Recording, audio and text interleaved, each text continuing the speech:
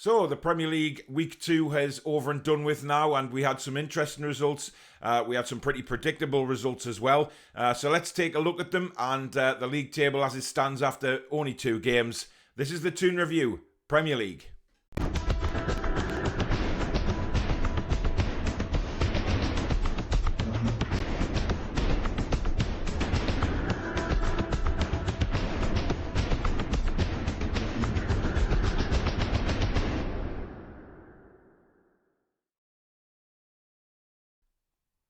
Hi everyone, I'm Paul, back again with another video and just looking through the Week 2 Premier League results and the early table as it stands after only 2 games.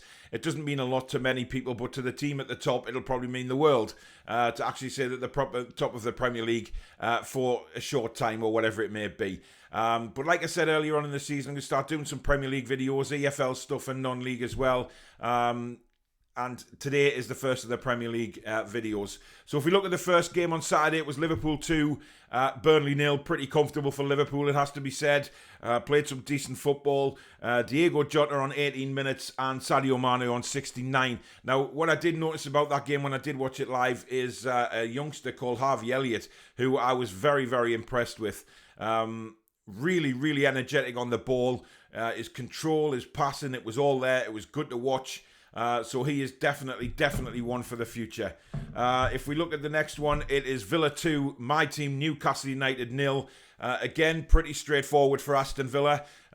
Interesting first 5 minutes. Callum Wilson should have put Newcastle United ahead, but he failed to do so. Curled it round the post instead of inside the post. And really from around 25 minutes onwards, Villa took control of the game and went ahead and won it.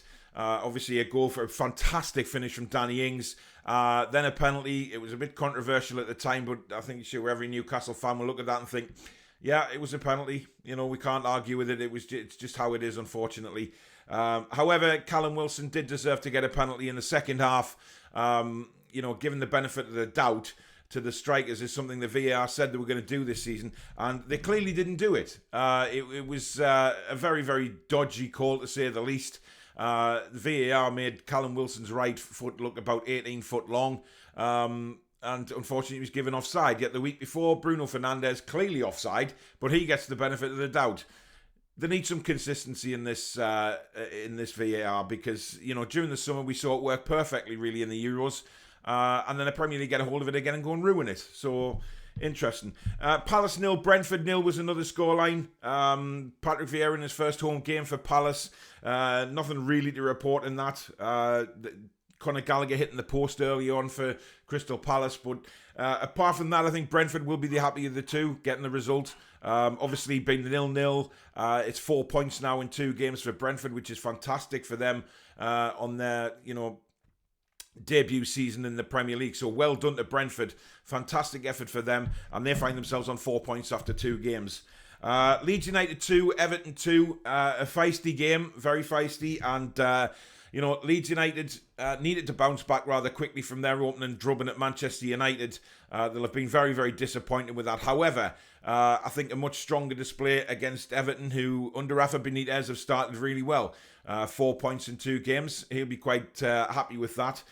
Goal scorers for Leeds United, Matheus Klitsch and Rafinha, and Everton's goals, Dominic Calvert-Lewin and Damari Gray.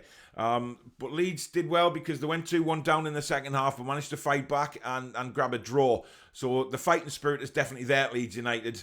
Now, whether they can replicate last season or not, we don't know, do we? But I love the way Leeds play. I really do.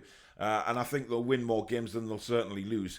Manchester City 5, Norwich City 0 at the Etihad. And major news from there was Jack Grealish getting his first goal of the season since his £100 million move from Aston Villa. Pretty straightforward, wasn't it, for Manchester City, as we all expected it would be. I think Norwich City are going to have a very, very tough season this year, given how it's all started for them. But you know what it is? They'll play teams around them which they'll concentrate more on. They probably never thought they were going to get anything out of the game at Manchester City anyway.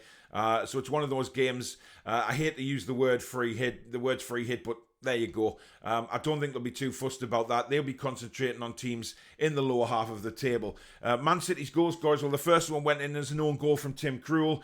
Grealish then scores. Laporte, Sterling and Mahrez all on the score sheet. So a very, very good day if you're a Manchester City fan. And the final game on Saturday was Brighton 2, Watford 0.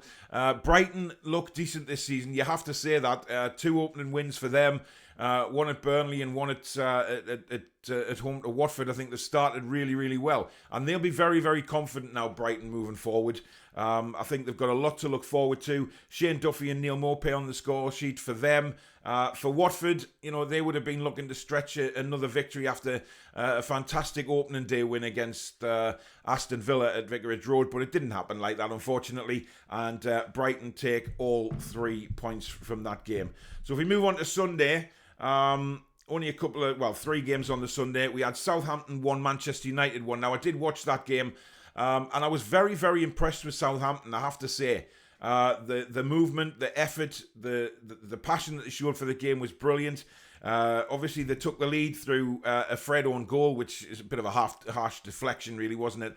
But Southampton were leading. Mason Greenwood equalised in the 55th minute, and then for the next 15 minutes, Man United completely dominated the game.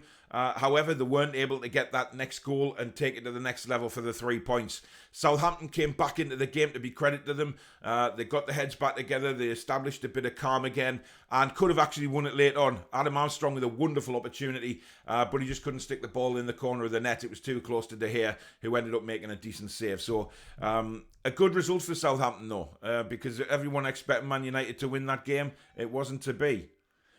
Wolves 0, Spurs 1. Dele Alli penalty after only 10 minutes of the game, and that was the only goal. Obviously, the major thing from that game was the return of Harry Kane coming off the bench, and he did get a decent reception off the Spurs fans. So well done to the Spurs fans for doing that, because I think anyone that boos him after what he's done for that club need their heads read, quite honestly. But a great result for Tottenham, and they've started the season really, really well. 6 points out of 6 for them. Can they keep that going, though? It depends. I don't know if they can hang on to Harry Kane. Talk about bringing Traore in from Wolves just to give them that extra little bit of spark. But we'll see how Tottenham do for the rest of the season. And the final game on the Sunday was the big one at the Emirates Stadium. Arsenal 0, Chelsea 2. And I was absolutely 100% impressed with what I saw from Chelsea. They dominated that game. They were fantastic. Lukaku... he looks a completely different player, doesn't he, from the one that played at Man United? They're feeding the ball up to him on the floor or in the air. He's holding it up. He's creating play, bringing players into it, and then belting into the box himself to get on the end of crosses. And, of course, it was him that scored the first goal after only 15 minutes. And then Reece James adding a second on 35 with a wonderful move. Again, involving Lukaku, made a dummy. Brilliant pass into Reece James. And the finish was absolutely fantastic into the top bin. So Chelsea fans will be very, very confident early doors without a shadow of a doubt. And I really do think they are going to be the challengers to Manchester City this season if Man City are actually up there. But Chelsea are very, very strong. They may try and add someone else before the transfer window closes, who knows. But Chelsea is certainly making the running in the Premier League at the moment. And if we move on to Monday, we have West Ham United 4, Leicester City 1. West Ham continuing their brilliant start of the season after drubbing my team Newcastle on the opening day. They get another 4 goals last night, which is just incredible. Ayoze Perez obviously sent off on the 40th minute. A very, very stumbling challenge. He'd come out of one challenge, was still stumbling, and he got sent off for a rather high tackle. A little bit harsh in my opinion, because I don't think there was any malice there at all. But when you go in like that these days and your tackle is high up, you're going to get sent off. There's no doubt about that. So, by the rules, it's the right call, but I'm sure there was no malice there because he was completely off balance when he went in there. But according to the rules, he has to be sent off. But West Ham were already ahead by then with a goal from Pablo Fornals. Then Ben Rama adding another one in the 56th minute, and then a couple of goals for Antonio, which now sees him as West Ham's Premier League all-time highest goal scorer. And I'm sure as the season goes on, he'll want to do more of that. The consolation goal, well, at the time it was 2-1, Tielemans with a goal for Leicester City, but they were never getting back into that game. And West Ham are just playing with so much confidence at the minute. And for me, they are the team to watch, undoubtedly, at the minute, because I think West Ham this season will score lots and lots of goals. They'll probably concede a few as well, but I think they'll score a lot. And, the West Ham fans could be in for a hell of a season of watching some fantastic football. So if we look at the league table, we've got West Ham leading the way on 6 points. Chelsea, Liverpool and Brighton all on 6 points as well, with Spurs lying in 5th place. Then you've got the teams on 4 points, Man United, Everton and Brentford. Brentford 8th in the Premier League. Their fans will be absolutely buzzing the start they've had so far this season. Man City down in 9th place, obviously 1 win and 1 defeat for them. But if we look at the bottom, we see Norwich on -8 goal difference, which, it's looking bleak for them, but they have played Liverpool and Man City. Let's be honest, it's not really the easiest start of the season that Norwich City are going to ever have, or any club for that matter. Very, very difficult start of the season. So hopefully Norwich will get their heads down. And like I say, when they play teams in and around them in that mini league at the bottom, that's the games that they're going to be focused on more than the Liverpools and the Man Cities of the world. In 19th place, we have Arsenal. Now, we all know, if you watch YouTube, etc., there's a lot of Arsenal fans out there absolutely disgusted with the way the team has been run at the moment. Not just by the manager, but by the Cronkies as well. They're on -4 goal difference as well, with no points after 2 games. Now, they lost to Brentford, then they lost to Chelsea, and I believe they've got some very, very tough games coming up in the next few as well. So it's not all rosy in the garden at the Emirates Stadium at the minute, and I think a lot needs to be done. Now, how long do they give Arteta? Who only knows. And then in 18th is my team, Newcastle. Very, very similar to Arsenal, -4 goal difference, no points, and everything looking bleak in the wilderness at the minute for Newcastle United. Very, very similar feelings from fans of what's going on at Arsenal as well. Will we bring anybody else in before the end of the season? Are we actually good enough to attract some players that we need? There is players mentioned like Phil Jones, who I think is a waste of time, to be honest. But we'll see. A lot of teams maybe will still be a little bit active now between now and the transfer window. So that's going to be interesting to see. But for me, it's going to be really, really exciting, this Premier League, by the looks of things. Certainly the way West Ham have started. Spurs have won their opening 2 games. Chelsea as well up there. Now, can the Manchester clubs do anything about that? That's going to be interesting to see. And then at the bottom, you're going to have a very exciting competition as well, I think. Certainly my team, Newcastle, are going to be around that at the minute. Maybe Arsenal. I mean, I can't believe I'm saying that, but I don't think Arsenal will be near the bottom. I think they'll move to mid-table. But I just can't see them getting any higher. I've got a few mates who are Arsenal fans, and they're completely disillusioned with what's going on at the club at the minute. But we'll see. It's only week 2. There's a long way to go. So that's how we lie in the Premier League after the second week of action. If you have enjoyed the video, guys, please don't forget to smash that like button. It really, really does help me build the channel.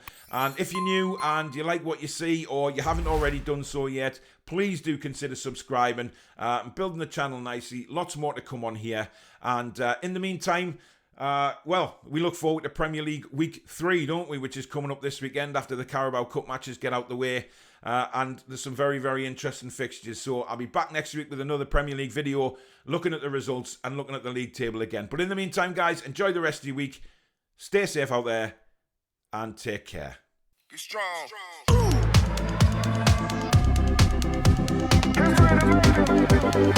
strong.